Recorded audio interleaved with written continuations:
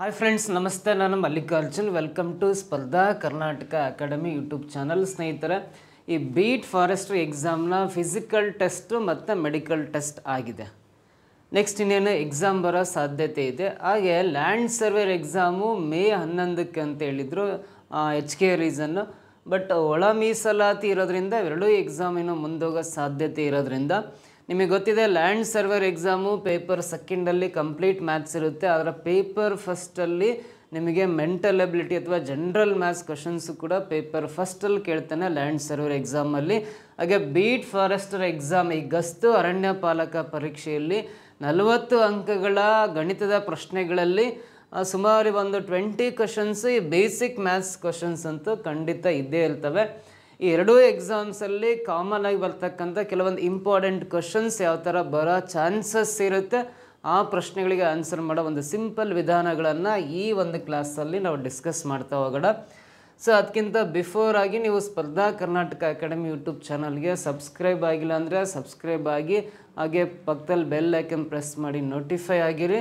ಹಾಗೆ Spardha Karnataka academy online ಪ್ಲಾಟ್ಫಾರ್ಮಲ್ಲಿ ಈ land surveyor exam, beat forestry ಎಕ್ಸಾಮ್ಗೆ ಆನ್ಲೈನ್ ಕ್ಲಾಸಸ್ ಅವೈಲಬಲ್ ಇದೆ. ಗೂಗಲ್ ಪ್ಲೇಸ್ಟೋರಲ್ಲಾಗಿ ಸ್ಪರ್ಧಾ ಕರ್ನಾಟಕ ಅಕಾಡೆಮಿ ಆ್ಯಪನ್ನು ಡೌನ್ಲೋಡ್ ಮಾಡ್ಕೊಂಡ್ರೆ ನಿಮಗೆ ಆನ್ಲೈನ್ ಕ್ಲಾಸಸ್ ಸಿಗುತ್ತೆ ನಿಮಗೆ. ಹಾಗೆ ಸ್ಪರ್ಧಾ ಕರ್ನಾಟಕ ಅಕಾಡೆಮಿ ಶಿವಮೊಗ್ಗದಲ್ಲಿ ಈ ಬೀಟ್ ಫಾರೆಸ್ಟ್ರಿ ಎಕ್ಸಾಮ್ಗೆ ಒಂದು 30 ಡೇಸ್ ಕ್ರ್ಯಾಶ್ ಕೋರ್ಸನ್ನು ಇದೇ ಮೇ 12ನೇ ತಾರೀಕಿಂದ ಸ್ಟಾರ್ಟ್ ಮಾಡ್ತೀವಿ. ಮೇ 12ನೇ ತಾರೀಕಿಂದ ಸ್ಟಾರ್ಟ್ ಮಾಡ್ತೀವಿ. ಸೊ ಆಫ್ಲೈನ್ ಯಾರು ಬರೋ ಇಂಟ್ರೆಸ್ಟ್ ಇದ್ದರು ಇಲ್ಲಿ ಬರ್ತಕ್ಕಂಥ ಫೋನ್ ನಂಬರ್ 9071613831 ಅಂತಿದೆಯಲ್ಲ, ಈ ಫೋನ್ ನಂಬರ್ಗೆ ಕರೆ ಮಾಡಿ ಇನ್ನೂ ಹೆಚ್ಚಿನ ಮಾಹಿತಿಯನ್ನು ಪಡ್ಕೊಂಡು ನೀವು ಆಫ್ಲೈನ್ ಕ್ಲಾಸಸ್ನ ಅಟೆಂಡ್ ಆಗ್ಬೋದು. ಹಾಗಾದರೆ ಬನ್ನಿ, ಈ ಕ್ಲಾಸಲ್ಲಿ ಕೆಲವೊಂದು ಪ್ರಶ್ನೆಗಳಿಗೆ ಸುಲಭವಾಗಿ ಆನ್ಸರ್ ಮಾಡೋ ವಿಧಾನಗಳನ್ನು ನೋಡ್ತಾ ಬರೋಣ. First question is, the sum of squares of 2 numbers is 146. If the square of their difference is 36, then the product of both the numbers is ಅಂತ ಕ್ವಶನ್ ಇದೆ. ನೋಡ್ರಿ, ಇಲ್ಲಿ sum of squares of 2 numbers is 146. ಕನ್ನಡದಲ್ಲೂ ಪ್ರಶ್ನೆ ಇದೆ. ಎರಡು ಸಂಖ್ಯೆಗಳ ವರ್ಗಗಳ ಮೊತ್ತ 146 ಅಂತ ಕೊಟ್ಟಿದ್ದಾನೆ. If the square of their difference ಅಂದರೆ ಅವುಗಳ ವ್ಯತ್ಯಾಸದ ವರ್ಗ 36 ಆಗಿದ್ದರೆ ಆ ಎರಡೂ ಸಂಖ್ಯೆಗಳ ಗುಣಲಬ್ಧ, find the product of those 2 numbers ಅಂತ ಕ್ವಶನ್ ಕೇಳಿದ್ದಾನೆ. ಪ್ರಶ್ನೆ ಯಾರಿಗೆ ಅರ್ಥ ಆಗುತ್ತೋ ಅವರಿಗೆ 50% ಆನ್ಸರ್ ಬಂದಂಗೆ. ಪ್ರಶ್ನೆಯಲ್ಲಿ ಏನು ಕೊಟ್ಟಿದ್ದಾನೆ ಡಾಟಾ, ಕ್ವಶನ್ ಯಾರು ಅರ್ಥ ಮಾಡ್ಕೊತೀರೋ ಅವ್ರಿಗೆ ಆನ್ಸರ್ ಮಾಡೋದಂತೂ ಕಷ್ಟ ಅಲ್ಲ. ಇಲ್ಲಿ ಯಾವ ಎರಡು ಸಂಖ್ಯೆಗಳಿದ್ದಾವೆ ನಮಗೆ ಗೊತ್ತಿಲ್ಲ. ಆ ಎರಡೂ ಸಂಖ್ಯೆಗಳಿಗೆ ಸ್ಕ್ವೇರ್ ಮಾಡಿ, ಅಂದರೆ ಸ್ಕ್ವೇರ್ ಅಂದರೆ ವರ್ಗ ಮಾಡಿ, ಅಡಿಷನ್ ಮಾಡಿದರೆ ಕೂಡಿದಾಗ 146 ಬರುತ್ತೆ ಅಂತೇಳಿದ್ದಾನೆ. ಎರಡು ನಂಬರ್ಸ್ ಯಾವಂತ ಗೊತ್ತಿಲ್ಲ, ಅವೆರಡೂ ನಂಬರ್ಸ್ಗೆ ಸ್ಕ್ವೇರ್ ಮಾಡಿ ಕೂಡಿದಾಗ ಮೊತ್ತ 146 ಅಂತ ಹೇಳಿದ್ದಾನೆ.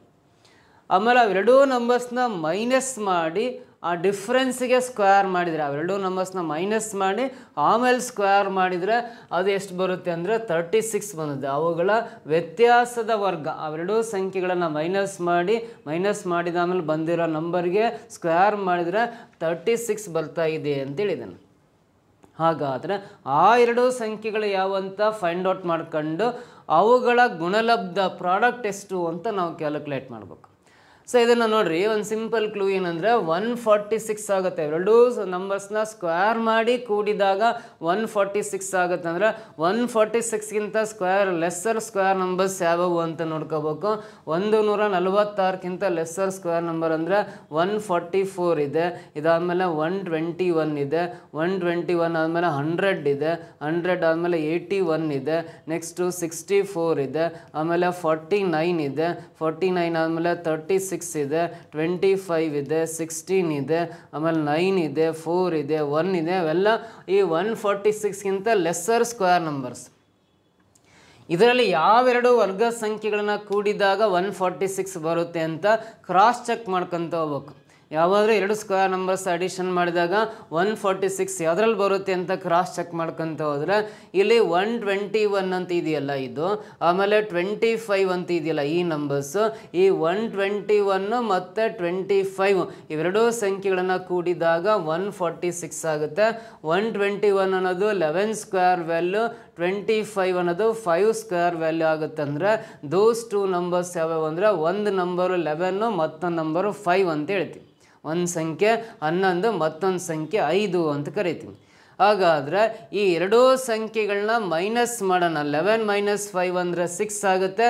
ಈ ಮೈನಸ್ ಮಾಡಿ ಇದಕ್ಕೆ ಸ್ಕ್ವೇರ್ ಮಾಡಿದರೆ 6 ಸ್ಕ್ವೇರ್ ವ್ಯಾಲ್ಯೂ 36 ಆಗುತ್ತೆ. ಇಲ್ಲಿ ಕರೆಕ್ಟಾಗಿ 36 ಇದೆ ನೋಡಿ. 11 ಸ್ಕ್ವೇರ್ ವ್ಯಾಲ್ಯೂ 121, 5 ಸ್ಕ್ವೇರ್ ವ್ಯಾಲ್ಯೂ 25. ಇವೆರಡು ಆ್ಯಡ್ ಮಾಡಿದ್ರೆ ಇಲ್ಲಿ ಪ್ರಶ್ನೆಯಲ್ಲಿರೋ ನಂಬರ್ 146 ಕರೆಕ್ಟ್ ಬರುತ್ತೆ. ಇವೆರಡಕ್ಕೂ ಡಿಫ್ರೆನ್ಸ್ ಮಾಡಿದರೆ 6 ಬರುತ್ತೆ. ಇದಕ್ಕೆ ಸ್ಕ್ವೇರ್ ಮಾಡಿ 36 ಆಗುತ್ತೆ. ಇಲ್ಲಿ 36 ಕರೆಕ್ಟ್ ಆಗುತ್ತೆ. ಅವುಗಳ ವ್ಯತ್ಯಾಸದ ವರ್ಗ ಅಂತೇಳಿದ್ದೇನೆ. Difference of their squares of their difference is 36 ಅಂತ ಇದೆಯಲ್ಲ, ಆ ನಂಬರ್ ಕರೆಕ್ಟ್ ಬರ್ತಾ ಇದೆ. ಅಂದರೆ ಈ ಎರಡೂ ನಂಬರ್ಸ್ ಇದಾವಲ್ಲ 11 ಮತ್ತು 5, ಇವುಗಳನ್ನು ಮಲ್ಟಿಪ್ಲೈ ಮಾಡಿರಿ ಎಷ್ಟು ಬರುತ್ತೆ ಅಂದರೆ 55 ಬರುತ್ತೆ. ಇವುಗಳ ಗುಣಲಬ್ಧ ಪ್ರಾಡಕ್ಟ್ ಕೇಳಿದಾನೆ ಅಂದರೆ 11, 5ನ ಮಲ್ಟಿಪ್ಲೈ ಮಾಡಿರಿ, ಪ್ರಾಡಕ್ಟ್ 55 ಬರುತ್ತೆ. ಗುಣಲಬ್ಧ 55 ಬರುತ್ತೆ. 55 ಅನ್ನೋದು ಇಲ್ಲಿ ಆಪ್ಷನ್ ಸಿ ನಲ್ಲಿ ಇದೆಯಲ್ಲ, this is the right answer ಅಂತ ಹೇಳ್ಬೋದು. ಕರೆಕ್ಟ್ ಆನ್ಸರ್ ಆಗುತ್ತೆ. ಗೊತ್ತಾಯ್ತಾ? ಈ ರೀತಿ ಈ ಪ್ರಶ್ನೆಗೆ ಸೊಲ್ಯೂಷನ್ ಕಂಡುಹಿಡಿಬೋದು. ಅಥವಾ ಇನ್ನೂ ನೀವು ಆಲ್ಜಿಬ್ರಾ ಹೋಗಿದ್ರೆ ಆಲ್ಜಿಬ್ರಾಯ್ಡ್ ಕಾನ್ಸೆಪ್ಟ್ ಯೂಸ್ ಮಾಡ್ಕೊಂಡು ಕೂಡ ಈ ಕ್ವಶನ್ಗೆ ನಾವು ಆನ್ಸರ್ ಮಾಡ್ಬೋದು. ಏನಿಲ್ಲ, ಆಲ್ಜಿಬ್ರಾಯ್ಡ್ ಕಾನ್ಸೆಪ್ಟ್ಸ್ಗಳು ಅಂದರೆ ನಾವು sum of squares of 2 numbers ಅಂತ ಹೇಳಿದನಂದರೆ ಒಂದು ನಂಬರ್ನ ಎಕ್ಸ್ ಮತ್ತೊಂದು ನಂಬರ್ನ ವೈ ಅಂತ ತಗೊಂಡ್ರೆ ಈ ಎಕ್ಸ್ ಅನ್ನೋ ನಂಬರ್ಗೆ ಸ್ಕ್ವೇರ್ ಮಾಡಿ ವೈ ಅನ್ನೋ ನಂಬರ್ಗೆ ಸ್ಕ್ವೇರ್ ಮಾಡಿ ಇವೆರಡನ್ನ ಆ್ಯಡ್ ಮಾಡಿದ್ರೆ sum of squares of 2 numbers is 146 ಅಂತ ಇದೆಯಲ್ಲ. X square plus Y square is 146 ಬರೀತಾ ಇದೀನಿ. ಎಕ್ಸ್ ಅನ್ನೋದು ಒಂದು ಸಂಖ್ಯೆ, ವೈ ಅನ್ನೋದು ಮತ್ತೊಂದು ಸಂಖ್ಯೆ. ಆಮೇಲೆ ಇವೆರಡೂ ನಂಬರ್ಸ್ನ ಮೈನಸ್ ಮಾಡಿ ಸ್ಕ್ವೇರ್ ಮಾಡಿದರೆ 36 ಬರುತ್ತೆ ಅಂತ ಹೇಳಿದ್ರೆ 36 ಬರೀತಾ ಇದೀನಿ. ಹಾಗಾದ್ರೆ ಆ ಎರಡೂ ಸಂಖ್ಯೆಗಳ ಗುಣಲಬ್ಧ ಅಂದರೆ ಎಕ್ಸ್ ಇಂಟು ವೈ ಕ್ಯಾಲ್ಕುಲೇಟ್ ಮಾಡಬೇಕು. ಎರಡೂ ಸಂಖ್ಯೆಗಳ ಗುಣಲಬ್ಧ ಅಂದರೆ ಎಕ್ಸ್ ಇಂಟು ವೈನ ಫೈಂಡ್ ಔಟ್ ಮಾಡಬೇಕಾಗುತ್ತೆ. ಸೊ ಹಾಗಾದ್ರಲ್ಲಿ ನಾವು ಕಂಡೀಷನಲ್ ಐಡೆಂಟಿಟೀಸ್ ಅಂತ ಸ್ಕೂಲ್ ಡೇಸಲ್ಲಿ ಓದಿದ್ವಿ, ನಿಬಂಧಿತ ನಿತ್ಯ ಸಮೀಕರಣಗಳು. ಅದರಲ್ಲಿ x minus y whole square formula ಗೊತ್ತಿದೆ, ಅಥವಾ a minus b whole square formula ಓದಿದ್ರಿ. So x minus y whole square ಅಥವಾ a minus b whole square ಅಂದರೆ ಎ ಸ್ಕ್ವೇರ್ ಅಂದರೆ x square plus b square ಅಂದರೆ ವೈ ಸ್ಕ್ವೇರು ಮೈನಸ್ 2ab ಅಂದರೆ 2xy ಅಂತ ಬರ್ಕೋಬೇಕಾಗುತ್ತೆ. ಸೊ ಇಲ್ಲಿ x minus y value whole square value ಗೊತ್ತಿದೆ 36. ಇದನ್ನ ಲೆಫ್ಟ್ ಸೈಡಲ್ಲಿ 36ನ ಸಬ್ಸ್ಟಿಟ್ಯೂಟ್ ಮಾಡ್ತಾ ಇದ್ದೀನಿ. ರೈಟ್ ಸೈಡಲ್ಲಿ X square plus Y square value 146 ಇದೆ. 146 ಬರ್ಕೊಂಡು ಮೈನಸ್ 2xy ಬರೆಯೋಣ. ಈ ಮೈನಸ್ 2xy ಈಕ್ವಲ್ನಿಂದ ಲೆಫ್ಟ್ ಸೈಡ್ ಬಂದರೆ ಪ್ಲಸ್ 2xy ಆಗುತ್ತೆ. ಇಲ್ಲಿ 146 ಆಗಿರಲಿ, ಇದೇನಿಲ್ಲ ಅಂದರೆ ಪ್ಲಸ್ 36, ರೈಟ್ ಸೈಡ್ ಬಂದರೆ ಮೈನಸ್ 36 ಆಗುತ್ತೆ. 146ಅಲ್ಲಿ 36 ಮೈನಸ್ ಮಾಡಿರಿ 110 ಬರುತ್ತೆ. 2xy ವ್ಯಾಲ್ಯೂ 110 ಆಗಿದೆ ಅಂದರೆ xy ವ್ಯಾಲ್ಯೂ ಬೇಕಂದರೆ ಆ 2 ಅನ್ನೋದು ರೈಟ್ ಸೈಡ್ ಬಂದರೆ ಡಿವೈಡ್ ಬೈ 2 ಆಗುತ್ತೆ. 2 5 10, 2 5 10 ಕ್ಯಾನ್ಸಲ್ ಆಗುತ್ತೆ. 110ರಲ್ಲಿ ಅರ್ಧ ಅಂದರೆ 55 ಬರುತ್ತಲ್ಲ. ಎಕ್ಸ್ ಇಂಟು ವೈ ಅಂದರೆ ಆ ಎರಡೂ ಸಂಖ್ಯೆಗಳ ಗುಣಲಬ್ಧ ಪ್ರಾಡಕ್ಟ್ ಆಗುತ್ತೆ, 55 ಬರುತ್ತೆ. ಸೇಮ್ ಆಪ್ಷನ್ ಸಿ ನಲ್ಲಿ ಇದೆಯಲ್ಲ, ಈ ರೀತಿ ಕೂಡ ಈ ಲೆಕ್ಕವನ್ನು ಬಿಡಿಸ್ಬೋದು. ಅಥವಾ ನಾವು ಟ್ರಯಲ್ ಆ್ಯಂಡ್ ಎರರ್ ಮೆಥಡ್ ಮಾಡ್ಕೊತ ಹೋದರೆ, ಕ್ರಾಸ್ ಚೆಕ್ ಮಾಡ್ಕೊತ ಹೋದರೆ ಈ ಥರನೂ ಸುಲಭವಾಗಿ ಆ ಲೆಕ್ಕವನ್ನು ಎರಡೂ ವಿಧಾನದಿಂದ ಬಿಡಿಸ್ಬೋದು. ಓಕೆನಾ? ಕ್ಲಿಯರ್ ಅರ್ಥ ಆಯ್ತಾ? ಸೊ ಇದು ಅರ್ಥ ಆಗಿದೆ ಅಂದರೆ coming to the next question ಬರೋಣ. ಮುಂದಿನ ಪ್ರಶ್ನೆ ಏನಿದೆ ಅಂತ, a peon purchased a chair for ₹700, spend ₹170 on its repair and ₹30 on the cartridge.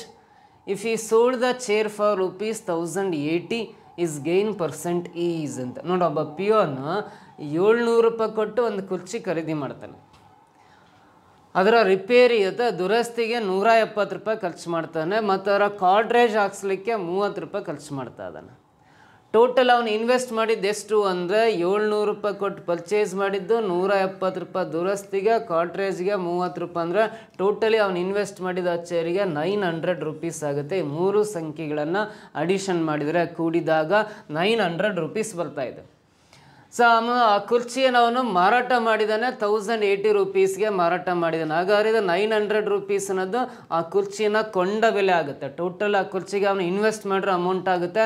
Cost price ಅಂತ ಕರಿತೀವಿ ಇಂಗ್ಲೀಷಲ್ಲಿ, ಕೊಂಡ ಬೆಲೆ ಅಂತ ಕರಿತೀವಿ. ಅದೇ ಕುರ್ಚಿನ ಅವನು ಎಷ್ಟಕ್ಕೆ ಮಾರಾಟ ಮಾಡಿದಾನಂದರೆ ₹1080 ಮಾರಾಟ ಮಾಡಿದಾನಂದರೆ ಇದು ಸೆಲ್ಲಿಂಗ್ ಪ್ರೈಸ್ ಅಂತ ಕರಿತೀವಿ. 900 ರೂಪೀಸ್ ಕೊಟ್ಟು ಒಂದು ಕುರ್ಚಿನ ಪರ್ಚೇಸ್ ಮಾಡಿ 1080 ರೂಪೀಸಿಗೆ ಮಾರಾಟ ಮಾಡಿದನಂದ್ರೆ ಈ ಒಂದು ಟ್ರಾನ್ಸಾಕ್ಷನಲ್ಲಿ ಅವನಿಗೆ ಏನಾಗಿರುತ್ತೆ, ಪ್ರಾಫಿಟ್ ಆಗಿರುತ್ತೆ, ಗೈನ್ ಅಂತ ಕರಿತೀವಿ, ಅಂದರೆ ಲಾಭ ಆಗಿರುತ್ತೆ ಅಂತ ಕರಿಬೋದು.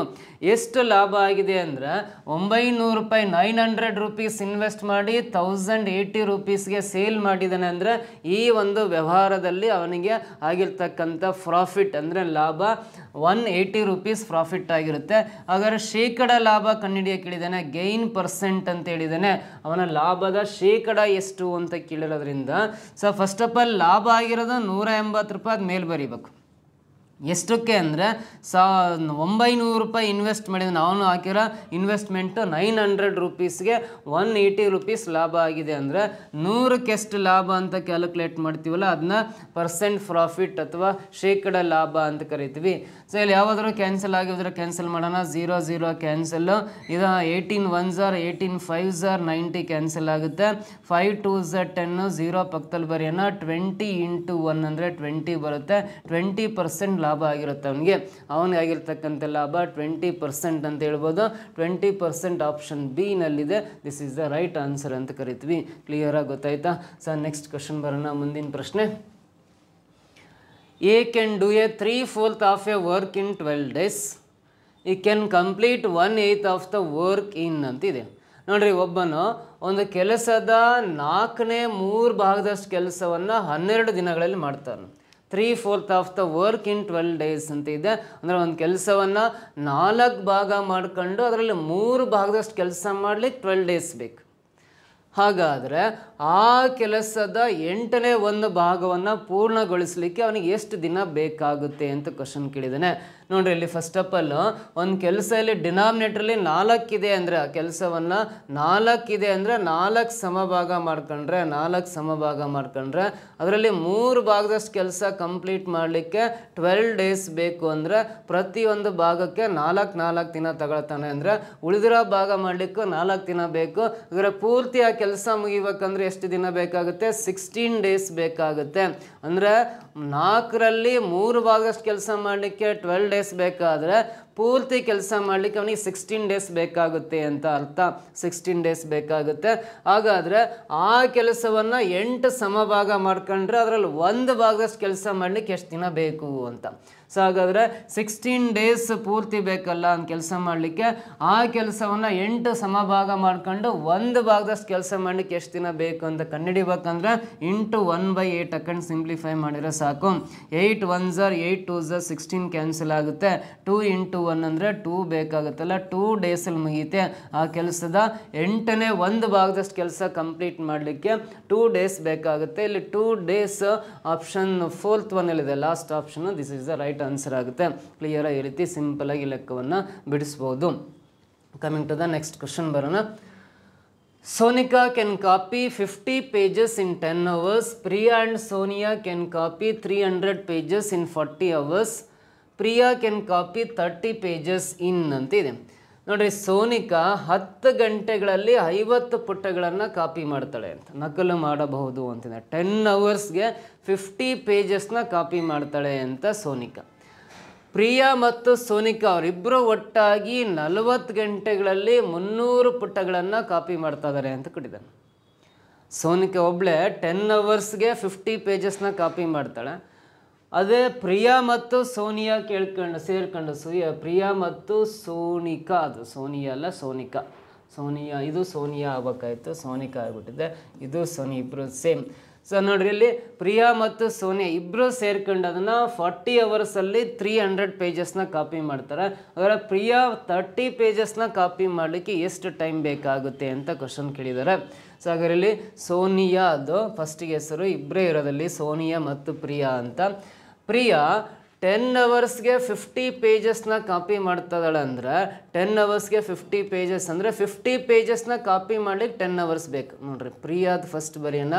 ಪ್ರಿಯಾ ಸೊ 50 pages ಕಾಪಿ ಮಾಡಲಿಕ್ಕೆ 10 hours ಬೇಕಾದರೆ ಪ್ರಿಯಾ 30 pages-ನ ಕಾಪಿ ಮಾಡಲಿಕ್ಕೆ ಎಷ್ಟು ಅವರ್ಸ್ ತಗೊಳ್ತಾಳೆ ಕಂಡುಹಿಡ್ಕೊಳ್ಳೋಣ. ಯಾಕಂದರೆ ಲಾಸ್ಟಿಗೆ ಇಲ್ಲಿ ಪ್ರಿಯಾ 30 page, ಸಾರಿ ಅದು ಪ್ರಿಯಾ ಅಲ್ಲ ಸೋನಿಯಾ ಆಗಬೇಕಾಯಿತು, ಸಾರಿ ಸೋನಿಯಾ 50 ಪೇಜಸ್ನ ಕಾಪಿ ಮಾಡಲಿಕ್ಕೆ 10 ಅವರ್ಸ್ ತಗೊಳ್ತಾಳೆ ಅಂದ್ರೆ 30 ಪೇಜಸ್ ಕಾಪಿ ಮಾಡಲಿಕ್ಕೆ ಎಷ್ಟು ಅವರ್ಸ್ ಬೇಕು ಅಂತ ಚೇಂಜಸ್ ಮಾಡ್ಕೊಳ್ಳೋಣ. 50 ಪೇಜಸ್ನ 30 ಪೇಜಸ್ಸಿಗೆ ಕನ್ವರ್ಟ್ ಮಾಡ್ಕೊಳ್ಳೋಣ. ಯಾಕಂದರೆ ಲಾಸ್ಟಿಗೆ 30 ಪೇಜಸ್ ಕಾಪಿ ಮಾಡಲಿಕ್ಕೆ ಪ್ರಿಯಾ ಎಷ್ಟು ಟೈಮ್ ಬೇಕು ಅಂತ ಕೇಳಿರೋದ್ರಿಂದ ಇದನ್ನ 30 ಪೇಜಸ್ಗೆ ಕನ್ವರ್ಟ್ ಮಾಡ್ಕೋಬೇಕು. ಸೊ ಸೋನಿಯಾ 10 ಗಂಟೆಗಳಲ್ಲಿ 50 ಪುಟಗಳು ಅಂದರೆ 50 ಪುಟಗಳು ಕಾಪಿ ಮಾಡಲಿಕ್ಕೆ 10 ಗಂಟೆ ಬೇಕಾದರೆ 30 ಪುಟಗಳು ಕಾಪಿ ಮಾಡಲಿಕ್ಕೆ ಎಷ್ಟು ಬೇಕು ಅಂತ ಕಂಡುಹಿಡ್ಕೊಳ್ಳೋಣ. 10 1s are 10 5s are cancel, 5 1s are 5 6 are cancel ಆದರೆ ಸೊ 6 ಅವರ್ಸ್ ಬೇಕಾಗುತ್ತೆ. ಸೋನಿಯಾ 50 ಪುಟ ಕಾಪಿ ಮಾಡಲಿಕ್ಕೆ 10 ಗಂಟೆಗಳು ಬೇಕಾದರೆ 30 ಪುಟಗಳನ್ನು ಕಾಪಿ ಮಾಡಲಿಕ್ಕೆ 6 ಗಂಟೆ ಬೇಕಾಗುತ್ತೆ ಅಂತ ಬರಿತೀವಿ. ಸೊ ಹಾಗಾದರೆ ಅದೇ ಸೋನಿಯಾ ಮತ್ತು ಪ್ರಿಯಾ ಇಬ್ಬರೂ ಸೇರ್ಕೊಂಡು 300 ಪುಟಗಳನ್ನು ಕಾಪಿ ಮಾಡಲಿಕ್ಕೆ ಇವರಿಗೆ 40 ಅವರ್ಸ್ ಟೈಮ್ ಬೇಕು ಅಂತಿದೆ. 300 ಪುಟಗಳಿಗೆ 40 ಗಂಟೆ ಟೈಮ್ ತಗೊಳ್ಳೋದಾದರೆ ಇಬ್ಬರು ಸೇರ್ಕೊಂಡು 30 ಪುಟಗಳನ್ನ ಕಾಪಿ ಮಾಡಲಿಕ್ಕೆ ಎಷ್ಟು ಟೈಮ್ ಬೇಕು ಅಂತ ಕಂಡುಹಿಡ್ಕೊಳ್ಳೋಣ. ಇದನ್ನು ಕೂಡ 30 ಪೇಜಸ್ಗೆ ಕನ್ವರ್ಟ್ ಮಾಡಿ ಬರ್ಕೋಬೇಕು. 300 ಪುಟಗಳಿಗೆ 40 ಅವರ್ಸ್ ಬೇಕಾದರೆ 30 ಪೇಜಸ್ಗೆ ಎಷ್ಟು ಅವರ್ಸ್ ಅಂತ ಕ್ಯಾಲ್ಕುಲೇಟ್ ಮಾಡ್ಕೊಳ್ಳೋದಾದ್ರೆ 30 300 ಕ್ಯಾನ್ಸಲ್ ಆಗುತ್ತೆ. 10 1s are 10 4s are 40 cancel ಆಗುತ್ತೆ. 4 into 1 ಅಂದರೆ 4 ಅವರ್ಸ್ ಬೇಕಾಗುತ್ತೆ. ನೋಡ್ರಿ ಇಲ್ಲಿ ಸೋನಿಯಾ 30 ಪೇಜಸ್ನ ಕಾಪಿ ಮಾಡಲಿಕ್ಕೆ 6 ಅವರ್ಸ್ ಬೇಕು.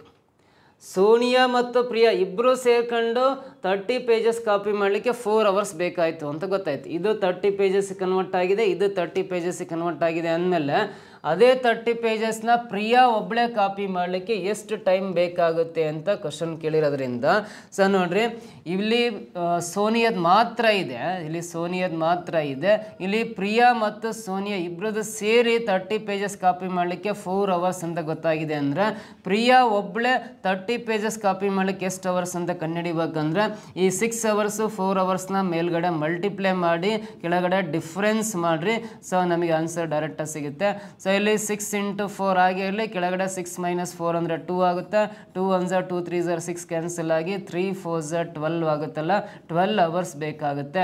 ಸೊ ಪ್ರಿಯಾ 30 ಪೇಜಸ್ನ ಕಾಪಿ ಮಾಡಲಿಕ್ಕೆ 12 ಅವರ್ಸ್ ತಗೊಳ್ತಾಳೆ ಅಂತ 12 ಅವರ್ಸ್ ಅನ್ನೋದಿಲ್ಲಿ ಆಪ್ಷನ್ ಸಿ ನಲ್ಲಿದೆ. ದಿಸ್ ಈಸ್ ದ ಆನ್ಸರ್ ಅಂತ ಹೇಳ್ತೀವಿ. ಕ್ಲಿಯರ್ ಆಗಿ ಗೊತ್ತಾಯ್ತಾ? ಸೊ ಈ ಕ್ವಶನಿಗೆ ಸೊಲ್ಯೂಷನ್ ಗೊತ್ತಾದ್ಮೇಲೆ coming to the next question ಬರೋಣ. The probability of getting a bad egg in a lot of 400 eggs is 0.035. The number of bad eggs in the lot is ಅಂತಿದೆ. 400 ಮೊಟ್ಟೆಗಳ ಒಂದು ಲಾಟ್ನಲ್ಲಿ ಕೆಟ್ಟ ಮೊಟ್ಟೆ ಸಿಗುವ ಸಂಭವನೀಯತೆ 0.035 ಆಗಿದೆ. ಹಾಗಾದರೆ ಲಾಟ್ನಲ್ಲಿರುವ ಕೆಟ್ಟ ಮೊಟ್ಟೆಗಳ ಸಂಖ್ಯೆ ಎಷ್ಟು ಅಂತ ಪ್ರಶ್ನೆಗಳು ಕೇಳಿದ್ದಾನೆ.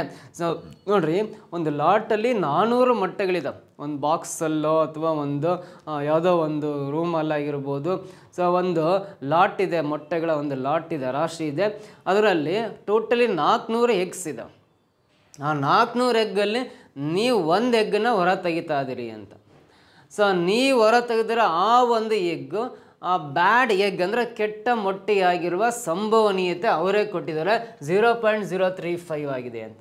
ಟೋಟಲ್ 400 ಎಗ್ಸಲ್ಲಿ ಒಂದು ಮೊಟ್ಟೆನ ಹೊರ ತೆಗಿತಾ ಇದ್ದೀರಿ, ನೀವು ತೆಗೆದ್ರೆ ಆ ಒಂದು ಮೊಟ್ಟೆ ಕೆಟ್ಟ ಮೊಟ್ಟೆ ಅಂದರೆ ಬ್ಯಾಡ್ ಎಗ್ ಆಗಿರೋ ಪ್ರಾಬಬಿಲಿಟಿ ಎಷ್ಟಿದೆ ಅಂದರೆ 0.035 ಆಗಿದೆ. ಅಂದರೆ ಹಾಗಾದ್ರೆ ಟೋಟಲಿ ಆ 400 ಮೊಟ್ಟೆಗಳ ಲಾಟಲ್ಲಿ ಕೆಟ್ಟೋಗಿರೋ ಮೊಟ್ಟೆಗಳ ಸಂಖ್ಯೆ ಎಷ್ಟಿದ್ವು ಅಂತ ಕಂಡುಹಿಡಿಬೇಕು. ಸೊ ಇದು ಸಂಭವನೀಯತೆ ಪ್ರಾಬಬಿಲಿಟಿ ಅಂತ ಕಾನ್ಸೆಪ್ಟ್ ಇದೆಯಲ್ಲ, ಅದಕ್ಕೆ ಸಂಬಂಧಪಟ್ಟಂತೆ ಕ್ವಶನ್ ಆಗಿರೋದ್ರಿಂದ ಸೊ ನೋಡ್ರಿ, ಪ್ರಾಬಬಿಲಿಟಿ ಪಿ ಆಫ್ ಇ ಕಂಡುಹಿಡಿಯಬೇಕು. ಪಿ ಆಫ್ ಇ ಅಂದರೆ ಪ್ರಾಬಬಿಲಿಟಿ ಆಫ್ ಆನ್ ಇವೆಂಟ್ ಅಂತ ಕರಿತೀವಿ. ಒಂದು ಘಟನೆಯ ಸಂಭವನೀಯತೆ ಅಂತ. ಒಂದು ಘಟನೆಯ ಸಂಭವನೀಯತೆ ಕಂಡುಹಿಡಿಬೇಕಾದ್ರೆ ಫಸ್ಟ್ ಆಫ್ ಆಲ್ ಆ ಲಾಟಲ್ಲಿರೋದು 400 ಎಗ್ಸ್ ಎಲ್ಲ 400ನ ಡಿನಾಮಿನೇಟರ್ ಬರೆದು ಅದರಲ್ಲಿ ಒಂದು ಎಗ್ಗನ್ನು ಹೊರ ತೆಗೆದಿರ್ತಾರೆ 400C1 ಬರೀತೀವಿ. ಸೊ ನಾವು ಹೊರ ತೆಗೆದಿರೋ ಒಂದು ಎಗ್ಗು ಬ್ಯಾಡ್ ಎಗ್ ಆಗಿರೋ ಸಂಭವನೀಯತೆ ಅಂದರೆ ಆ ಒಂದು ಲಾಟಲ್ಲಿ ಬ್ಯಾಡ್ ಎಗ್ಸ್ ಎಷ್ಟಾಗಿ ಗೊತ್ತಿಲ್ಲ, ಎಕ್ಸ್ ಅಂತ ಬರೀತಾ ಇದೀನಿ. ಆ ಬ್ಯಾಡ್ ಎಗ್ಸ್ ಎಷ್ಟು ಇರ್ತಾವಲ್ಲಿ ಅದರಲ್ಲಿ ಯಾವ್ದಾದ್ರು ಒಂದು ಕೆಟ್ಟ ಮೊಟ್ಟೆ ಹೊರ ಬಂದಿರುತ್ತೆ, XC1 ಬರಿತೀವಿ. ಟೋಟಲ್ 400 ಮೊಟ್ಟೆಗಳ ಲಾಟಲ್ಲಿ ಒಂದು ಮೊಟ್ಟೆ ಹೊರ ತೆಗಿತಾ ಇದೀವಿ, 400C1 ಅಂತ ಡಿನಾಮಿನೇಟ್ರಲ್ಲಿ ಬರೀಬೇಕು. ನಾವು ಹೊರ ತೆಗೆದ್ರೆ ಆ ಒಂದು ಮೊಟ್ಟೆ ಬ್ಯಾಡ್ ಎಗ್ ಆಗಿರ್ಬೇಕು. ಅಂದರೆ ಟೋಟಲಿ ಬ್ಯಾಡ್ ಎಗ್ಸ್ ಗೊತ್ತಿಲ್ಲ ಎಷ್ಟಿದಾವೆ ಅದರಲ್ಲಿ ಅಂತ. ಅದರಲ್ಲಿ ಯಾವುದಾದ್ರೂ ಒಂದು ಬ್ಯಾಡ್ ಎಗ್ ಹೊರ ಬಂದಿರುತ್ತೆ, ಮೇಲ್ಗಡೆ ನ್ಯೂಮರೇಟ್ರಲ್ಲಿ XC1 ಬರ್ಕೋಬೇಕು. ಈ ಪ್ರಾಬಬಿಲಿಟಿ ಬ್ಯಾಡ್ ಎಗ್ ಬರುವ ಸಂಭವನೀಯತೆ ಅವರೇ ಕೊಟ್ಟಿದ್ದಾರೆ 0.035 ಇದೆಯಲ್ಲ.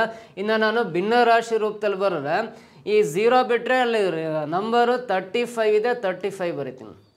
ಡಿವೈಡ್ ಬೈ ನೋಡಿರಿ, ಇದು ಡೆಸಿಮಲ್ ನಂಬರ್ನ ಫ್ರಾಕ್ಷನ್ನೇ ಕನ್ವರ್ಟ್ ಮಾಡಬೇಕು. ಅಂದರೆ ದಶಮಾಂಶ ಸಂಖ್ಯೆಯನ್ನು ಭಿನ್ನರಾಶಿ ಸಂಖ್ಯೆಯಾಗಿ ಕನ್ವರ್ಟ್ ಮಾಡಬೇಕು. ಅಂದರೆ ಸೊ ಇಲ್ಲಿ 35 ಬರ್ಕೊಂಬಿಟ್ಟು ಇಲ್ಲಿ ಯೂನಿಟ್ಟು, 10th, 100, 1000 ಅಂದರೆ ಬಿಡಿ 10, 100, 1000 ಸ್ಥಾನದಲ್ಲಿ ಪಾಯಿಂಟ್ ಇದೆ ಅಂದರೆ ಡಿನಾಮಿನೇಟ್ರಲ್ಲಿ 1000 ಬರ್ಕೋಬೇಕಾಗುತ್ತೆ. 35 ಡಿವೈಡ್ ಬೈ 1000 ಬರ್ಕೊಂಡು ಸೊ ಇಲ್ಲಿ XC1 ಇಲ್ಲಿ 1 ಇದೆ ಅಂದರೆ ಮೇಲೆ ಯಾವ ಅಕ್ಷರ ಇರುತ್ತೋ ಅದೇ ಅಕ್ಷರ ಆನ್ಸರ್ ಆಗುತ್ತೆ. XC1 ವ್ಯಾಲ್ಯೂ Xೇ ಬರುತ್ತೆ. 400C1 ಅಂದರೆ ಇಲ್ಲಿ 1 ಇದೆ ಅಂದರೆ ಮೇಲ್ಗಡೆ ಕೆಳ 400 ಇರೋದ್ರಿಂದ ಈ 400 ಆನ್ಸರ್ ಆಗುತ್ತೆ. ಇವಾಗ X ವ್ಯಾಲ್ಯೂ ಕಂಡುಹಿಡಿಬೇಕಂದ್ರೆ 400 ಲೆಫ್ಟ್ ಸೈಡ್ ಬರುತ್ತೆ. 35 ಇಂಟು 400 ಡಿವೈಡ್ ಬೈ ಕೆಳಗಡೆ 1000 ಇದೆ. ಸೊ ಈಕ್ವಲ್ ಟು ರೈಟ್ ಸೈಡಲ್ಲಿ X ಮಾತ್ರ ಬರೆಯೋಣ. ಇಲ್ಲಿರೋ 2 0 ಕ್ಯಾನ್ಸಲ್ ಆಗುತ್ತೆ. ಇದು 5 2s 10, 5 7s 37, 5 ಕ್ಯಾನ್ಸಲ್ ಆಗುತ್ತೆ. 2 1s 2 2s 4 ಕ್ಯಾನ್ಸಲ್ ಆಗುತ್ತೆ. 7 ಇಂಟು 4 ಅಂದರೆ 14 ಬರುತ್ತಲ್ಲ. X ಈಕ್ವಲ್ ಟು 14 ಅಂದರೆ ಟೋಟಲ್ 400 ಮೊಟ್ಟೆಗಳ ಒಂದು ರಾಶಿಯಲ್ಲಿ 14 ಮೊಟ್ಟೆಗಳು ಕೆಟ್ಟು ಹೋಗಿರ್ತವೆ ಅಂತ ಅರ್ಥ. ನಂಬರ್ ಆಫ್ ಬ್ಯಾಡ್ ಎಗ್ಸ್ ಎಷ್ಟು ಅಂದರೆ 14 ಬ್ಯಾಡ್ ಎಗ್ಸ್ ಇರ್ತವೆ ಆ ಲಾಟಲ್ಲಿ ಅಂತ. Option B is the exact answer ಆಗುತ್ತೆ. ಕ್ಲಿಯರಾ? ಈ ರೀತಿ ಲೆಕ್ಕವನ್ನು ಬಿಡಿಸ್ಬೋದು. ನೆಕ್ಸ್ಟ್ ಕ್ವಶನ್ ಟ್ರೈ ಮಾಡ್ತಾ ಬನ್ನಿ. Arrange in order from least to greatest ಅಂತ ಇದೆ. ಕನಿಷ್ಠದಿಂದ ದೊಡ್ಡದಕ್ಕೆ ಕ್ರಮವಾಗಿ ಜೋಡಿಸಿ ಅಂತ. ಇಲ್ಲಿ 3 ಭಿನ್ನ ರಾಶಿಗಳನ್ನು ಕೊಟ್ಟಿದ್ದಾನೆ. ಇಲ್ಲಿ ಮೊದಲು ಕನಿಷ್ಠ ಸಂಖ್ಯೆಯಿಂದ ಆಮೇಲೆ ದೊಡ್ಡ ಸಂಖ್ಯೆಯಾಗಿ ಜೋಡಿಸ್ತಾ ಹೋಗ್ಬೇಕು. ಫಸ್ಟ್ ಲೀಸ್ಟ್ ನಂಬರು ಆಮೇಲೆ ಹೈಯೆಸ್ಟ್ ನಂಬರ್ಸ್ನ ಬರಿತಾ ಹೋಗ್ಬೇಕು ಅಂತ ಹೇಳಿದ್ದಾನೆ. ಏರಿಕೆ ಕ್ರಮದಲ್ಲಿ ಬರೀರಿ, ಅಸೆಂಡಿಂಗ್ ಆರ್ಡ್ರಲ್ಲಿ ಬರೀರಿ ಅಂತ ಕ್ವಶನ್ ಕೇಳಿದಂಗೆ. ಸೊ ಫಸ್ಟ್ ಆಫ್ ಆಲ್ ಈ ಎಲ್ಲ ಫ್ರಾಕ್ಷನ್ಸನ್ನು ಡೆಸಿಮಲಲ್ಲಿ ಬರಿಬೇಕು. ಅಂದರೆ ಭಿನ್ನ ರಾಶಿ ಸಂಖ್ಯೆಗಳನ್ನು ದಶಮಾಂಶ ಸಂಖ್ಯೆಗಳಾಗಿ ಕನ್ವರ್ಟ್ ಮಾಡಬೇಕು. 8/5 ಅಂದರೆ ಅದು 1.5 8 ಡಿವೈಡ್ ಮಾಡಿರಿ 1.6 ಏನಾಗುತ್ತೆ. ಹೆಂಗಾಯ್ತು ಅದು 1.6 ಅಂದರೆ ಈ ರೀತಿ ಕಿವಿ ಹಾಕೊಂಡು ಡಿವೈಡ್ ಮಾಡ್ಕೋಬೋದು. 5 1s 5, 3 ಉಳಿಯುತ್ತೆ, ಪಾಯಿಂಟ್ ಕಟ್ಟಿ 0 ಎಳಿಸ್ಕೊಳ್ರಿ. 5 6 30, ಇನ್ನೂ 0 ಉಳಿಯುತ್ತೆ, 1.6 ಬರುತ್ತೆ. ಅದೇ ರೀತಿ 3/2 ಅಂದರೆ 3ರಲ್ಲಿ ಅರ್ಧ ಅಂದರೆ 1.5 ಆಗುತ್ತೆ. ಅಥವಾ 2 ಇಂದ 3 ಡಿವೈಡ್ ಮಾಡಿರಿ 1.5 ಬರುತ್ತೆ, -1.5 ಬರೀತೀನಿ. 11 ಇಂದ 19 ಡಿವೈಡ್ ಮಾಡಿರಿ 11 1s 11, ಇನ್ನು 8 ಉಳಿಯುತ್ತೆ, ಪಾಯಿಂಟ್ ಕಟ್ಟಿ 0 ಎಳಿಸ್ಕೊಂಡ್ರೆ 80 ಆಗುತ್ತೆ. 11 7s 77 ಅಂಡ್ ಸೊ ಹಿಂಗೆ ಕಂಟಿನ್ಯೂ ಆಗುತ್ತೆ. ಇಷ್ಟೇ ಸಾಕು, ಏನು ಪೂರ್ತಿ ಏನು ಡಿವೈಡ್ ಮಾಡೋ ಅವಶ್ಯಕತೆ ಇಲ್ಲ. ಸೊ 11 ಇಂದ 19 ಡಿವೈಡ್ ಮಾಡಿರಿ 1.7 ಸಮಥಿಂಗ್ ಆಗುತ್ತೆ. 1.7 ಬರ್ಕೊಂಡ್ರೆ ಸಾಕು. ಇಲ್ಲಿ ಕೇಳಿರೋದು ಕನಿಷ್ಠದಿಂದ ದೊಡ್ಡದಾಗಿ ಕ್ರಮವಾಗಿ ಜೋಡಿಸಿ ಅಂತ ಕೇಳಿರೋದ್ರಿಂದ ಎಲ್ಲವೂ ನೆಗೆಟಿವ್ ಸೈನ್ ಇದ್ದಾಗ, ಎಲ್ಲವೂ ನೆಗೆಟಿವ್ ಸೈನ್ ಇದ್ದಾವೆ, ಎಲ್ಲವೂ ಮೈನಸ್ ಚಿಹ್ನೆ ಹೊಂದಿದ್ದಾವೆ ಅಂದರೆ ಇದರಲ್ಲಿ ಬಿಗ್ಗೆಸ್ಟ್ ನಂಬರ್ ಯಾವ್ದು ಕಾಣಿಸುತ್ತೋ ಅದೇ ಸ್ಮಾಲೆಸ್ಟ್ ವ್ಯಾಲ್ಯೂ ಆಗುತ್ತೆ. ಎಲ್ಲವೂ ನೆಗೆಟಿವ್ ಚಿಹ್ನೆ ಇದ್ದಾಗ ಯಾವುದು ಬಿಗ್ಗೆಸ್ಟ್ ನಂಬರ್ ಅನಿಸುತ್ತೋ ಅದೇ ಸ್ಮಾಲೆಸ್ಟ್ ವ್ಯಾಲ್ಯೂ ಆಗುತ್ತೆ. ಹಾಗಾಗಿ -1.7 ಫಸ್ಟ್ ಬರೀತಾ ಇದ್ದೀನಿ. ಸೊ ಆಮೇಲೆ ನೆಕ್ಸ್ಟ್ ಬಿಗ್ಗೆಸ್ಟ್ ನಂಬರು 1.6, ಅದೇ ಸ್ಮಾಲೆಸ್ಟ್ ವ್ಯಾಲ್ಯೂ ಆಗುತ್ತೆ, -1.6 ಬರಿತೀನಿ. ಲಾಸ್ಟಿಗೆ ನೋಡಿದಿರೋದು -1.5 ಬರಿತೀವಿ.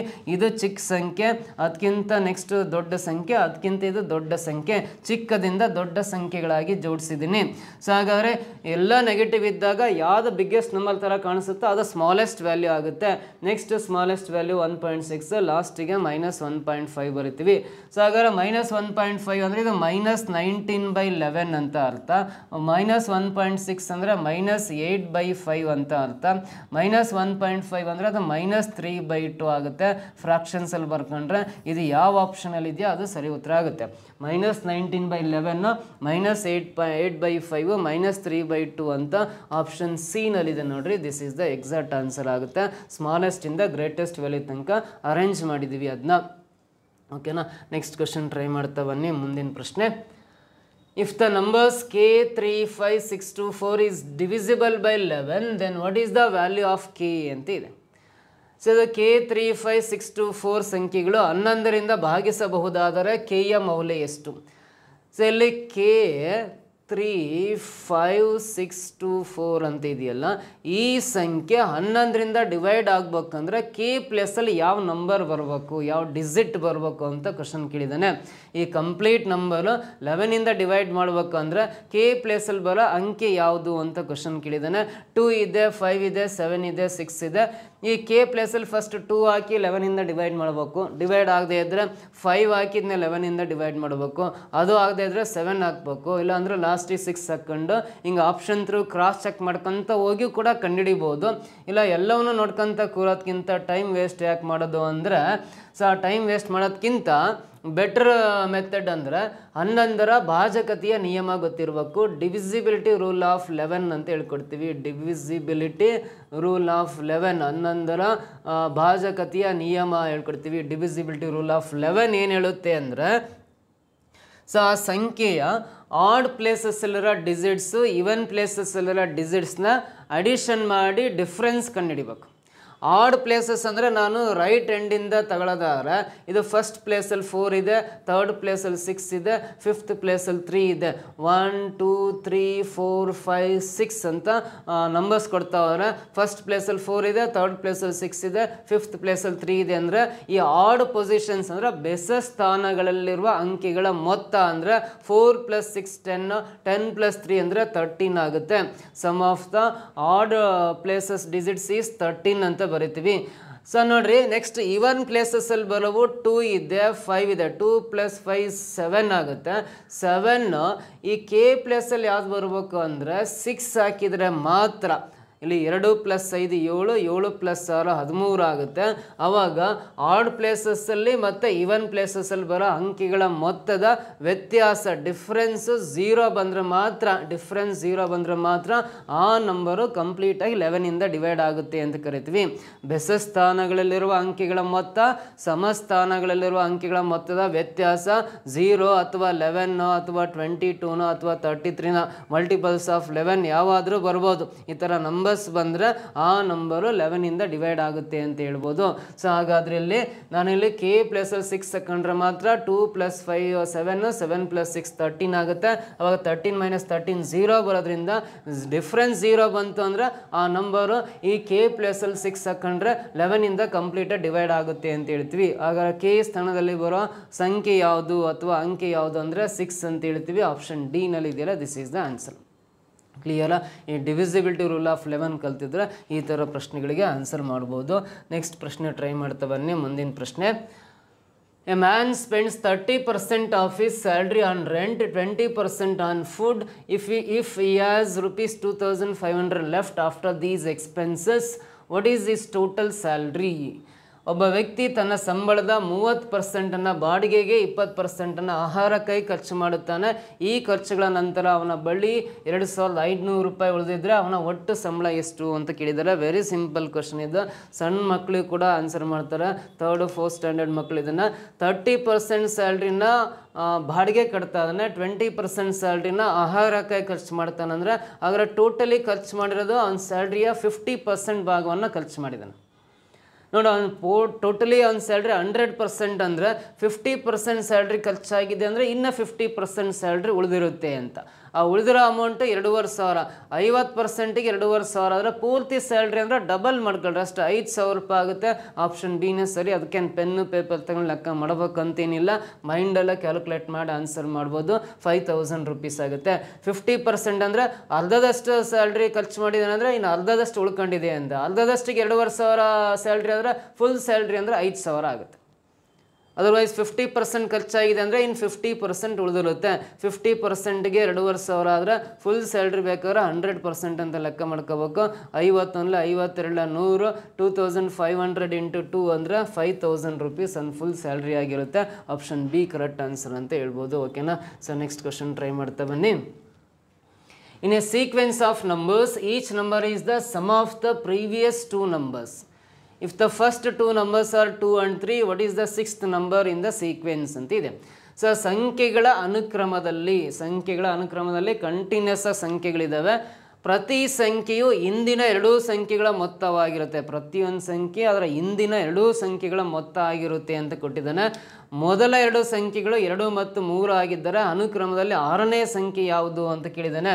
ಸೊ ಇಲ್ಲಿ ಫಸ್ಟ್ ನಂಬರ್ 2 ಇದೆ, ಸೆಕೆಂಡ್ ನಂಬರ್ 3 ಇದೆ. ಅಂದರೆ ನೋಡ್ರಿ, ಪ್ರತಿ ಸಂಖ್ಯೆಯು ಹಿಂದಿನ ಎರಡೂ ಸಂಖ್ಯೆಗಳ ಮೊತ್ತ ಆಗಿರುತ್ತೆ. ಅಂದ್ರೆ ಇದು 2 ಮತ್ತು 3 ಇವೆರಡೂ ಸಂಖ್ಯೆಗಳನ್ನು ಕೂಡಿದಾಗ ಅಡಿಷನ್ ಮಾಡಿದ್ರೆ 5 ಬರುತ್ತಲ್ಲ, ಅದು ಮುಂದಿನ ಸಂಖ್ಯೆ ಆಗಿರುತ್ತೆ. ನೋಡ್ರಿ, ಈ ಸಂಖ್ಯೆ ಹಿಂದಿನ ಎರಡೂ ಸಂಖ್ಯೆಗಳ ಮೊತ್ತ 5 ಅನ್ನೋದು 2 + 3 ಕೂಡಿದಾಗ ಬರುತ್ತೆ ಅಂತ. ಇದರ ಮುಂದಿನ ಸಂಖ್ಯೆ ಬೇಕಂದರೆ ಈ ಎರಡೂ ಸಂಖ್ಯೆಗಳನ್ನು ಕೂಡ್ರಿ 3 + 5 8 ಆಗುತ್ತೆ. ಸೊ ಅಲ್ಲಿ 8 ಅಂತ ಬರಿಬೋದು. ನೆಕ್ಸ್ಟ್ 5 + 8 ಕೂಡ್ರಿ 13 ಬರುತ್ತೆ. ನೆಕ್ಸ್ಟ್ ಸಂಖ್ಯೆ 13 ಆಗುತ್ತೆ. 8 + 13 ಕೂಡ್ರಿ 21 ಬರುತ್ತೆ. ಆ್ಯಂಡ್ ಸೊ ಹಿಂಗೆ ಬರ್ಕೊಂತ ಹೋಗ್ಬೋದು. ನೋಡಿರಿ, ಪ್ರತಿಯೊಂದು ಸಂಖ್ಯೆ, ಈ ಸಂಖ್ಯೆ ಇದನ್ನ ಹಿಂದಿನ ಎರಡು ಸಂಖ್ಯೆಗಳ ಮೊತ್ತ ಆಗಿರುತ್ತೆ. ಇದು ಈ ಸಂಖ್ಯೆ ಇದರ ಹಿಂದಿನ ಎರಡು ಸಂಖ್ಯೆಗಳ ಮೊತ್ತ ಆಗಿರುತ್ತೆ. ಈ ಸಂಖ್ಯೆ ಅದರ ಹಿಂದಿನ ಎರಡು ಸಂಖ್ಯೆಗಳ ಮೊತ್ತ ಆಗಿರುತ್ತೆ. ಈ ಸಂಖ್ಯೆ ಅದರ ಹಿಂದಿನ ಎರಡು ಸಂಖ್ಯೆಗಳ ಮೊತ್ತ ಆಗಿರುತ್ತೆ. ಕಂಡೀಷನ್ ಪ್ರಕಾರ ನಂಬರ್ಸ್ ಬರಿತಾ ಹೋದ್ವಿ. ಇದು first number, second, third, fourth, fifth, sixth number ಯಾವುದು ಅಂತ ಕೇಳಿದಾನೆ. ಅಂದರೆ ಸಿಕ್ಸ್ತ್ ನಂಬರಲ್ಲಿ 21 ಆಗುತ್ತೆ. 21 ಆಪ್ಷನ್ ಏನಲ್ಲಿದೆ, ದಿಸ್ ಈಸ್ ದ ಆನ್ಸರ್ ಆಗುತ್ತೆ. ವೆರಿ ಸಿಂಪಲ್ ಕ್ವಶನ್ನ ಅರ್ಥ ಮಾಡ್ಕೊಂಡ್ರೆ ತುಂಬ ಸುಲಭ. ನೆಕ್ಸ್ಟ್ ಪ್ರಶ್ನೆ ಬರೋಣ, ಏನಿದೆ ಅಂತ ನೋಡ್ರಿ. A water tank has 2 inlet pipes and 1 outlet pipe. The inlet pipes can fill the tank in 4 hours and 6 hours respectively.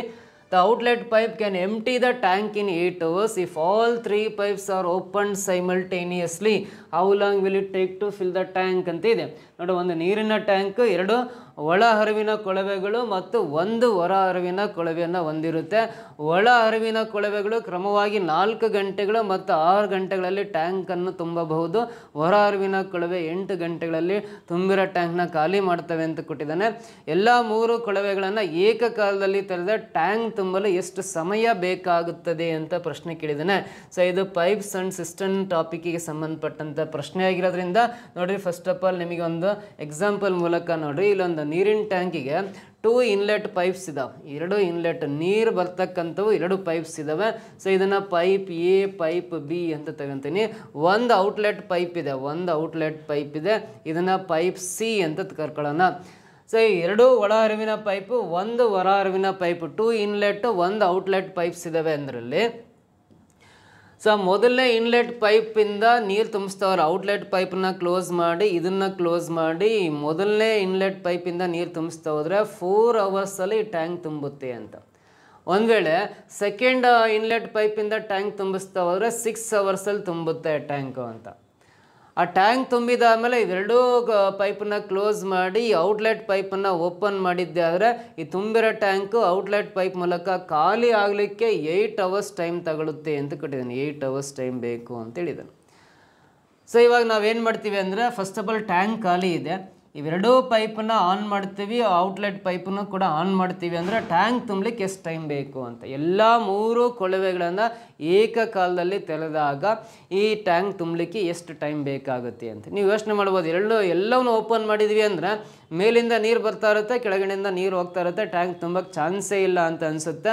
ಆದರೆ ಒಂದು ಗೊತ್ತಿರಲಿ, ತುಂಬಲಿಕ್ಕೆ ಕಡಿಮೆ ಸಮಯ ತಗೊಳ್ತಾ ಇದ್ದಾವೆ, ಖಾಲಿ ಆಗಲಿಕ್ಕೆ ಹೆಚ್ಚು ಸಮಯ ಬೇಕಾಗ್ತಾ ಇದೆ. ಅಂದರೆ ಸೊ ತುಂಬಲಿಕ್ಕೆ ಕಡಿಮೆ ಸಮಯ ತಗೊಂಡು ಖಾಲಿ ಆಗಲಿಕ್ಕೆ ಹೆಚ್ಚು ಸಮಯ ತಗೊಳ್ತಾ ಇದೆ ಅಂದರೆ ಹೆಚ್ಚು ನೀರು ಮೇಲಿಂದ ಬರ್ತಾ ಇರುತ್ತೆ, ಕಡಿಮೆ ನೀರು ಹೊರಗೆ ಹೋಗ್ತಾ ಇರುತ್ತೆ, ಇನ್ನೊಂದು ಸ್ವಲ್ಪ ನೀರು ಸ್ಟಾಕ್ ಆಗ್ತಾ ಹೋಗುತ್ತೆ.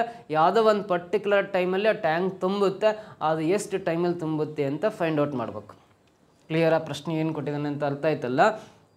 ಇವಾಗ ನಾವು LCM ಮೆಥಡಲ್ಲೂ ಕಂಡುಹಿಡಿಬೋದು, ವಿತೌಟ್ LCM ಮೆಥಡಲ್ಲೂ ನಾವು ಆನ್ಸರ್ ಮಾಡ್ಬೋದು. ಸೊ ಫಸ್ಟ್ ಆಫ್ ಆಲ್ ನೋಡಿರಿ, ಇವೆರಡೂ ಟ್ಯಾಂಕಿಂದ ತೊಟ್ಟಿ ತುಂಬಲಿಕ್ಕೆ ಇದನ್ನು ಕ್ಲೋಸ್ ಮಾಡಿದ್ವಿ ಅನ್ಕೊಳ್ಳೋಣ, ಇದು 4 ಅವರ್ಸ್ 6 ಅವರ್ಸ್ 8 ಅವರ್ಸ್ ಇದೆಯಲ್ಲ, 4 6 8ಗೆ LCM ತಗೊಳ್ರಿ 24 ಬರುತ್ತೆ. ಸೊ ಈ ಟ್ಯಾಂಕ್ನ ಕೆಪಾಸಿಟಿ 24 ಲೀಟರ್ಸ್ ಅಂತ ಬರಿತೀನಿ. 24 ಲೀಟರ್ಸ್ ಹೆಂಗೆ ಬಂತಂದ್ರೆ 4 6 ಮತ್ತು 8ರ ಲಾಸಾಹ LCM ಅಂತ ಕರಿತೀವಲ್ಲ, ಅದು 24 ಬರುತ್ತೆ. ಇವುಗಳಿಗೆ LCM ಕಂಡುಹಿಡ್ಕೊಂಡ್ರೆ 24 ಬರುತ್ತೆ. ಇದರ ಅರ್ಥ ಈ ಟ್ಯಾಂಕ್ನ ಕೆಪಾಸಿಟಿ 24 ಲೀಟರ್ ಇದೆ ಅಂತ. ಸೊ 24 ಲೀಟ್ರ್ ಇದೆ ಅಂದ್ರೆ ಎ ಪೈಪಿಂದ ತುಂಬಲಿಕ್ಕೆ 4 ಅವರ್ಸ್ ಬೇಕು, ಬಿ ಪೈಪಿಂದ 6 ಅವರ್ಸ್ ಬೇಕು, ಸಿನಿಂದ ಖಾಲಿ ಆಗಲಿಕ್ಕೆ 8 ಅವರ್ಸ್ ಬೇಕು. ಟೋಟಲ್ ಟ್ಯಾಂಕ್ನ ಕೆಪಾಸಿಟಿ 24 ಲೀಟ್ರ್ ಇದೆಯಲ್ಲ. ಸೊ ಇದು 4ರಿಂದ 24 ಡಿವೈಡ್ ಮಾಡಿದ್ರೆ 4 24 ಅಂತ ಅರ್ಥ. ಸೊ ಇದ್ರ ಅರ್ಥ ನೋಡ್ರಿ, ಎ ಪೈಪಿಂದ 1 ಗಂಟೆಗೆ 6 ಲೀಟ್ರ್ ನೀರು ತುಂಬಬಹುದು ಅಂತ. ಸೊ 4 ಗಂಟೆಗೆ 24 ಲೀಟ್ರ್ ನೀರು ತುಂಬುತ್ತಾರ, 1 ಗಂಟೆಗೆ 6 ಲೀಟ್ರ್ ತುಂಬಿಸುತ್ತೆ ಎ ಪೈಪು ಅಂತ. ಸೊ ಬಿ ಪೈಪ್ ನೋಡ್ರಿ 6 4 24 ಅಲ್ಲ. ಸೊ ಬಿ ಪೈಪ್ ಮೂಲಕ 1 ಗಂಟೆಗೆ 4 ಲೀಟ್ರ್ ನೀರು ತುಂಬಿಸ್ಬೋದು ಅಂತ ಅರ್ಥ. ಸೊ ನೋಡ್ರಿ ಇಲ್ಲಿ 8 ಇದೆಯಲ್ಲ, 8ರಿಂದ 24 ಡಿವೈಡ್ ಮಾಡಿದ್ರೆ 8 3 24 ಅಲ್ಲ. ಸಿ ಪೈಪಿಂದ 1 ಗಂಟೆಗೆ 3 ಲೀಟ್ರ್ ಖಾಲಿ ಆಗುತ್ತೆ ಅಂತ. ಇದಕ್ಕಂದ್ರೆ ಇದು M T pipe minus C ಹಾಕೋಬೇಕು, ಇದು ಮೈನಸ್ ಬರ್ಕೋಬೇಕು. ಇವು ಫಿಲ್ಲಿಂಗ್ ಪೈಪ್ಸ್ ಎಲ್ಲ ಪ್ಲಸ್ ಬರ್ಕೋಬೇಕು. ಹಾಗಾದ್ರೆ 1 ಗಂಟೆಗೆ ನೋಡ್ರಿ ಎ ಪೈಪಿಂದ 6 ಲೀಟ್ರ್ ನೀರು ಬರುತ್ತೆ, ಬಿ ಪೈಪಿಂದ 4 ಲೀಟ್ರ್ ಬರುತ್ತೆ. 6 + 4 10 ಲೀಟ್ರ್ ಆಗುತ್ತೆ. ಅದರಲ್ಲಿ 1 ಗಂಟೆಯಲ್ಲಿ ಸಿ ಪೈಪಿಂದ ಖಾಲಿ ಆಗೋದು 3 ಲೀಟ್ರ್ ಆದರೆ 6 + 4 10, 10ರಲ್ಲಿ 3 ಕಳೆದ್ರೆ 7 ಲೀಟ್ರ್. 1 ಗಂಟೆಗೆ 7 ಲೀಟ್ರ್ ನೀರು ಸ್ಟಾಕ್ ಆಗುತ್ತೆ ಅಂತ.